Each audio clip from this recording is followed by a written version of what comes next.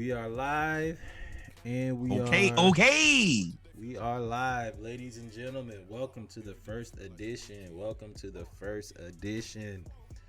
Monday Night Raw, shouted. Monday Night Raw. We are shooting the Around the League edition of the Splashcast live. So we appreciate y'all. Bear with us. At 7:21, everything messed up. Zoom decided to update. Instagram just stopped working, where we have our groups, where we, get a lot of our initial information from. A lot of our pictures that we normally post up here. All of that is down. So tried to push it to 8 so that everybody else could come here and join, and Instagram's still down. So we're gonna have a lot of views of the media in terms of where we normally have everything up. As you can see, something like this, we'll have something like this up for now because Instagram isn't letting us do anything. So here, with that being said, man, I would like to say welcome. Everybody, welcome to the Splashcast. Welcome to Monday Night Raw. We are, in fact, doing it live right here for you. While we have this moment, I do want to start. Make sure you follow us on Twitch. You would already be there. We are also on Instagram at the Splashcast. Please follow us at Twitter. We love to drunk tweet games. You can follow us on Facebook. You can follow me on Instagram at Ludacris. You can follow Reggie at Atlanta Raised. Just don't follow me in real life. Nope, because we believe in the right to bear arms. So we don't have stalkers. All right. We don't have to deliver hands. I ain't got time for all that. We are doing well. We are blessed. We are highly favored. Ending whatever it is as quickly as possible. So you better hope I don't have the discussion end on me. The discussion ender? Is that what you call it? That's what I just named it. But this discussion is what? Over. This discussion is over. Don't follow me now. Now. But we are here for the pregame. Before we get started, we're gonna allow some people to trickle in. We're actually watching. This is another part of our arsenal that we'll be adding soon. We can't actually show the video. We learned that as we did the NFL draft commentary, where we were showing the draft as well. They blocked our video on YouTube, so we didn't know that you couldn't do that. The internet be hating on us, man. We're just two middle-aged men trying to flourish out here, trying to provide some excellent content for the world. And the internet doesn't want to see us flourish. That's fine. Can't stop, won't stop. Rockefeller Records, baby. We get down. Yep. So before we get to everything, let's go ahead and jump into the pregame, man. Your boy. Well, no, let's talk about baseball first. This is something I have never seen before. So in baseball, there's the Mets versus the Braves. The Mets are actually, I believe, first place in our division right now. Correct. Followed by us, then the Washington Expos or the Montreal Nationals, whatever you want to call them. The Montreal Expos. I don't respect the city nor the team name. None of that. My bad. Damn. Wow. They can't stop, Giannis. But when it came to the Mets versus the Braves, the umpire actually missed the call, 3 strike that ended the inning against the Braves. Pitcher Bassett for the Mets was pitching against Dansby Swanson. And as you can see, there's the pitch. He thought he was out. He was out of there. Walking off the court, everything. I'm sorry. Walking off the field, everything. He was I was about to say court. Whoa. He was like, wait a minute. And look at him. When you see that? Did you see that little move right there? Whenever we all been there. The referee, look at the blink. Look at the blink. Yeah, you got me. I fucked my money up. And the now pitcher, I can't re-up. And it was. And look, that's out. That's a strike. That's a strike. I mean, that's a strike. Framed perfectly over the middle of the plate, right at the knees. Got him. You got to be kidding me. And look, so at the end, when they're running off, this is what you see in between. I messed that up. Ooh. He messed it up. He's tight too. You're gonna see him. Look, he's like, you got me. Yep, So right this there, is between innings. Now look at this. Look at this interaction. My bad. Respect, man. That's respect. That's respect to me because, and as Bassett said, I don't mean to dominate the conversation. I'll let you jump in. Bassett said, what am I going to do? What am I going to say? Like, I was pissed off. I apologized to him because my outburst afterwards showed him up. And I was like, nah, you're just being a nice person. Because I wouldn't apologize for nothing. But the fact that he apologized and acknowledged it, that's a class act. And it's easy. Also, it's easier to apologize when there's no damage done. They got out the inning. It's a super classy move for me on multiple. Number one, you knew that call was wrong. And you could have went ballistic. And you would have been right. But he had enough belief in him in his stuff that he was like, no worries. I got this. What I will do is continue to do my job at a high level, and it won't be a problem. Shout out to the umpire. Like you said, I've never seen an umpire apologize. I've never seen an umpire acknowledge that he's made any mistakes. So this is a Class A move by him. Now, I will say we also got a guy struck out on 3 straight balls. So Marcelo's doing 3 straight balls, and they call it strikeout. I ain't going, same game, too. Yeah, I'm not crying anybody a river here because we got cheated just as much. So for me, good job. Salute to all parties involved. We move forward. This is classy baseball. Classy baseball, man. Classy baseball. Moving on, man. Moving on. You got your boy. Your boy. Whoa. No, this your boy. That ain't my boy. Why do people like to do that? And by people, I do mean black people. Because anytime that you know that it's somebody not your boy, quote Kev on stage, that's when that person is your boy. And you know for sure. I respect AB as a football player, but definitely not my boy. And even after these conversations, even less of anything near or reminiscent of my boy. So AB was recently, Antonio Brown was recently on a podcast. I think it's called the We in Miami podcast. Now, AB has been an interesting character for a long time. Now, Norwood brought up something that's very interesting when it comes to AB. He was an interesting character, yes. But he wasn't an interesting character until this hit right here. If y'all remember this hit, this was in the divisional round of the playoffs. Kerpow!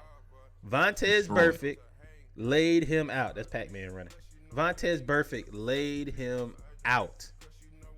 And he was slightly unconscious. And obviously, Vontaze Burfict never actually knew the rules of football at the time because you cannot. Does he seem like a guy who reads a lot of rules? No. I had another joke, but Vontaze Burfict is retired now, and I don't want to run into him in the streets, assuming that he somehow catches one of these comments that I make about his intelligence. But the dangers of podcasting. So the thing about this hit was, if y'all remember, there it is. It's right here. So this is before this hit. Before this hit, AB was outspoken. Ooh, Lord, you can't tell. And then they said he was faking. Then they said he was faking. Ooh.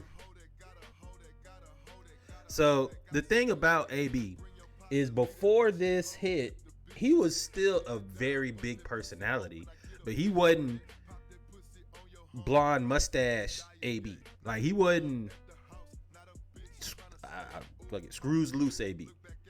Now, ever since, and especially after last year, everybody knows about his meltdown with the Buccaneers. Everybody knows about him talking about Tom. Everybody knows all of this stuff. Now it seems that he's going after Colin Kaepernick. And I don't necessarily I don't agree with him attacking Colin Kaepernick because that's one of those things you talk about. That stuff you talk about internally. Like, you don't talk about family business on the outside. But, I mean, well, let's just listen to what he had to say. How about that? And while we listen, make sure you look at his outfit. Yeah, make sure y'all look at what he got on too, and tell me that ain't CTE. I ain't even gonna start the video real quick. I just go do this. Real quick. Wait, just look at just that. look at this. White glasses, what seems to be reminiscent of a motorcycle helmet, no shirt, motorcycle gloves. Before we even start this, I always ask myself, why do y'all care about what this man thinks? He says there's no racism. He didn't he call Tom racist? Whatever. Here we go. So I'm gonna unmute it. Here we go, y'all. You don't have to have self-pity or be a mentality of being victimized. There's no racism. You can do what you want in America and the world. Only you could breathe for yourself, and like only you can see with your own eyes. So it's up to what you want. I made $100 million in like football contracts. Shut up. So he also ended up calling Colin Kaepernick trash. He ended up saying the biggest thing I took from this was there is no racism.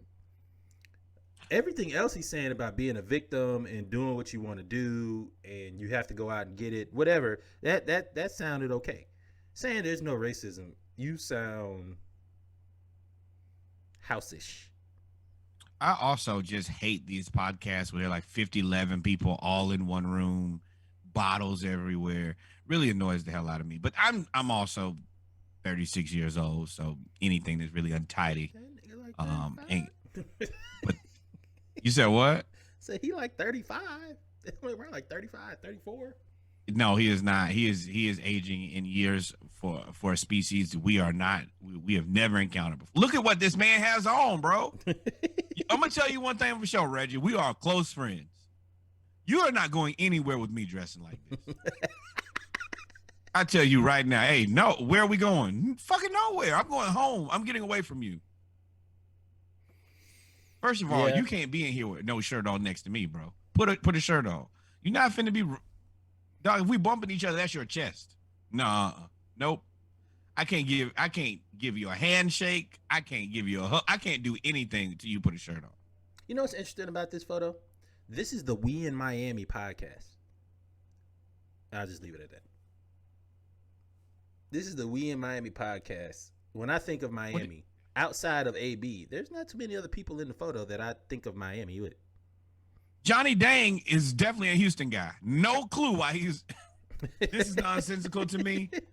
Shout out to Johnny Dang. If y'all do want to grill, he is the man here. All the chains and grills, he make them. But this is perplexing to me.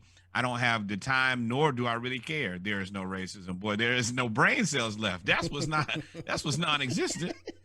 Let's get away from him, man. But before, I mean, what are your thoughts on him talking about Kaepernick, man? He called Kaepernick trash. Now he did say, and this is what I was saying. Kaepernick did take the money. Kaepernick took the money. Let me tell you one thing, Reg. I'm not debating against a man who's wearing a helmet inside. Nope. I don't care what I did. If you want to listen to the man with the football helmet and the white sunglasses and the motorcycle gloves with no shirt on, believe him. Oh, here's what he says. He said he questioned Kaepernick's charitable contributions before blasting the former quarterback for not being from the hood. Brown said, man, they gave him the money and they gave him a commercial. They gave him the documentary. He took a deal. We don't feel sorry for you. You took the deal. Fuck out of here. Oh, Kaepernick, man, you a fucking Nike man. Fuck out of here. He's trash. What does not being from the hood have to do with racism? Are people who are not from the hood, are they excluded from racism? I don't know, man. You're born into a middle class home, so racism doesn't meet you. Is that what you're trying to give us here, AB? But once again, the man has a motorcycle helmet on, white glasses, motorcycle gloves, and no shirt. Why are we trying to break this down? There's nothing to break down here. There's no tape here. Let's get to Shaq and Rudy. We don't see you outside. We don't see you in the hood. You don't do nothing. Like, we cool. Reggie, we ain't even. Do you be in the hood? I drive through the hood. Everybody I know Do that they was in the hood left. And everybody that they don't stayed, see we you are in the not hood no cool more more. neither, Reggie.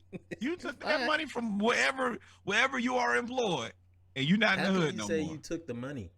Like, I don't understand what AB's trying to accomplish. I think that's the problem that I don't understand. And out of all the people, you can't say anything about money.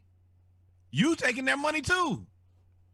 That's where I was gonna go next. I was like, wait a minute now, weren't you the guy that's also taking the money?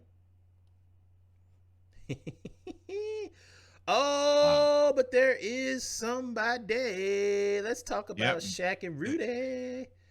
Shaq and Rudy Gobert.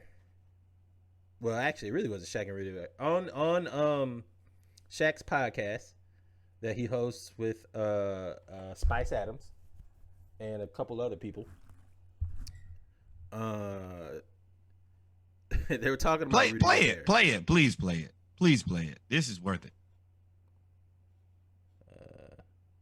That Donovan Mitchell and Rudy Gobert ain't jiving. So what's going on in Utah? What's going on is what I told y'all 3 years ago. Donovan ain't that good, and the Utah Jazz ain't that good. Let's just say it. You want to be good or you want to be great. Whichever one you want to, let me know. But, Rudy's a great player, fine defensive player, but he offers nothing on the offensive end. Like, he has no post moves, I think Rudy Gobert can hold you to like 12 points. Yeah, in the first 3 minutes. In the first, let me tell you something, man. It's against my religion for somebody to hold me one-on-one. I take that personally. I do. And you know what I'm going to do with him? He's a shot blocker. He can't shoot a shot. You got to back his little skinny ass up under the rim and then show him the bow so he gets scared. Wole. And then just go up. Wait. What was that? Yeah. Wole. Creme brulee. French fries. All these rumors going around. So the thing, first of all, no. First of all, I'm still in there. Wole. When I say Wole, I mean move the hell out of the door. Wole. Back his little skinny ass down. Wole. 12 points in the first 3 minutes. There's a whole lot to break down in that 30 seconds right there. First off, Shaq is the GOAT. Shaq is the GOAT. He's a great entertainer. He's very smart, great marketer. Spice Adams, another person very well. Nichelle Turner. Peace out to you. If you guys don't actually watch this podcast, this is not an ad. We'd love to have you on the show. Any three of y'all. But this is a great show. The fact that he said, I told y'all this 3 years ago. They are not that good. Donovan Mitchell is I'm not gonna lie to you. I listened to it. I missed that Donovan Mitchell part. I didn't know he said that about Donovan. Go ahead. There's another guy who said that. That was me. I said you can find a Donovan Mitchell on damn near everybody's team. Somebody can just go in and dunk on everybody. But this is really what I wanted to talk about here. Rudy said he would lock his ass up and respond. Right answer. You have to. You have to. But I'll let you know right now. And we can get into this conversation now. Ain't no way Rudy Gobert is doing anything to stop prime Shaq. And I'm talking about young to prime Shaq. I'm talking about Shaq in... He definitely ain't stopping Shaq in Orlando. He's definitely not stopping Shaq in Orlando. There's nothing you can do with that. Nothing you can do with that. Shaq in... He actually would stand a better chance stopping Shaq in L.A. Laker Shaq. Than he would Orlando Shaq. But then L.A. Shaq had post moves. He had the spinning hook. He was twinkle toe. He was dancing bear. I don't know if Rudy can handle that. And then Shaq wouldn't exert any energy on the defensive end because Rudy don't do nothing. He just posts. So I think that maybe people are looking at this under the wrong lens for me anyway. For me, I think that Rudy is going to do as good a job as anybody did. Shaq is an unstoppable, immovable. That's actually very, very fair. But I'm going to do as good as, the rest of I'm defensive player of the year damn near every year. And now Shaq, yes. Are you going to probably destroy me? Yes. Are you probably going to make it look easy? Yes. But you won't do me like you did, what's the boy who you dunked on, threw the ball on, all of that. Oh, you're not doing me like that. From, the New York Knicks. So I agree with you, except for I think the win for Rudy would be, I did make it difficult. I don't think it would be easy for Shaq. But go ahead. No. Yeah, that's my thing is it's going to be, I'm going to make it, nope, I was about to say something, and now it's going to be pause worthy, my friend. But You up for it, too. I'm going to be probably the most difficult guy that you probably dealt with because height-wise, I'm about your height. Now, weight taller. and strength. Well, yes. So I'm as tall. I'm not probably as strong, not as fast. But who have you really dealt with that's as big as tall as me and plays defense as well as I do? Nobody. As well as he does? Nobody. Yes. Maybe like a Mutombo, but I don't think that Mutombo is. I mean, David Robinson was like MVP and defensive. He did all of that, and Shaq scored like 60 on him. So, well, also Shaq was trying to bully David Robinson because he made up their story that David Robinson wouldn't sign his autograph, which is all actually just created to fuel lunatics. But yeah, I mean, I think that if you're telling me that I'm going to do as good a job as David Robinson, then well, hell, that's all I got. I played just as good as the Admiral did. Yeah, that's pretty good enough for Popovich. Yeah, got him a couple rings. So yeah, talking about other people getting blocked and destroyed. Go ahead. Shaq has never liked Rudy Gobert. And I can see why, because he's like, and Chuck, they clown him all the time. This dude is perennial all-star, defensive player of the year, all of these things, and he averages 11 points. They be like, he averages 11 points. Well, I have a theory on that too, though. It doesn't help that the person who has the ball in his hands the most doesn't like you and refuses to throw the ball to you. Can you blame him? Yes. You want to know why? Because Rudy Gobert has the second highest shooting percentage in NBA history, only behind who? And his DJ played with the Clippers, plays with the Sixers now. DeAndre Jordan. I don't know why his name just hopped out of my brain. But yes, that's 1 and 2 in NBA history. And last year, Rudy Gobert shot 71% from the field. Yes, he should have more than 11 points. Not a lot more than 11 points. But I think that he could be a 17 to 18 point a game type of guy if Donovan Mitchell would throw him the ball. But we already covered on this very podcast, Donovan Mitchell only throws the ball twice a half. And I don't blame Donovan Mitchell because all of that really started when Gobert, you named all of the reasons, you pulled a me. You named all of the reasons why he should get all of those, get the ball. But you left out one pandemic starting reason. It ain't started for him. But you left out one reason why Donovan Mitchell does not pass him the ball. That relationship, if it was strained before, when Rudy Gobert did all of that with COVID and didn't take COVID seriously and then gave it to Donovan Mitchell, and at the time it was new, so you could have died. Like, nobody knew what COVID was. It was just you get sick and people were dying. That's when it went away. That's when it went away. So I think that's the reason he don't pass him the ball. He don't want to be there, and it is what it is. They ain't gonna fight about it though. Let's talk about this Karen.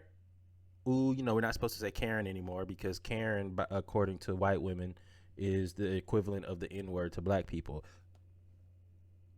But I'm not calling this woman here a Karen. I am calling her more of a fool, more of an idiot. Karen, she is not. I think she'd be an anti-Karen, honestly.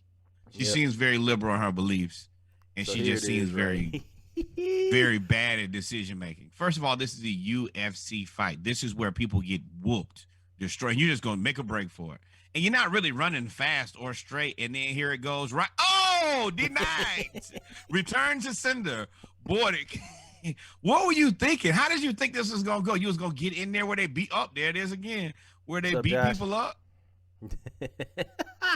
So that's the thing I didn't get. Like, I'm not gonna say I can see it, I condone it, but I understand why people run on soccer fields.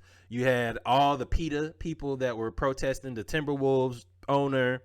You have people that run on football fields, Super Bowl, all that stuff that they try to do, right? Why would you do that in the the octagon. These people get paid to break stuff on you. They get paid to break you. Everybody there gets paid to. You got to think all the teams that are around the octagon, those are all coaches or former fighters. They can all fight. We all have seen where these teams get into the brawls afterwards, and you have police and security guards to break up the fight of the professionals. What do you think they're going to do to you besides bounce you like a damn volleyball? You see, you see the cameraman? The cameraman, they're just like, oh, well, there's another one. I wonder if she's the first. I wonder if she's the first person to do that. Like, and she talked about it. Like, she's young, Look too. at it. This Everybody is what they there call can destroy you. Young and dumb. Why would you do this? Full head of steam. Not running straight either. What? Here it is one more time. Up there. No! So my thing is, like, what was her plan afterwards? Like, you running there, like, so you pretty much just forfeited your entire experience there at the UFC fight, because you don't get to run in there and then they escort you back to your seat. You ain't Will Smith. You don't get to just run up there and smack people or do whatever you want to do and then escort it back. I'm sure she was drunk enough where her night was over anyway. You think she did that sober? What about that? Makes you believe. Oh man. Well, ladies and gentlemen, we have come to the end of the pregame. We had a long show ahead of y'all today. A lot of good stuff to talk about. Some bad stuff, man, with the HBCU segment. You know, this is the Around the League edition. So we are now going to get ready for our HBCU segment as we get in. We have a few things we're going to talk about here. We're going to go ahead and get ready for that. Y'all stay tuned. I am actually going to turn on this transition, and y'all stay tuned, y'all. Peace out. Be right back.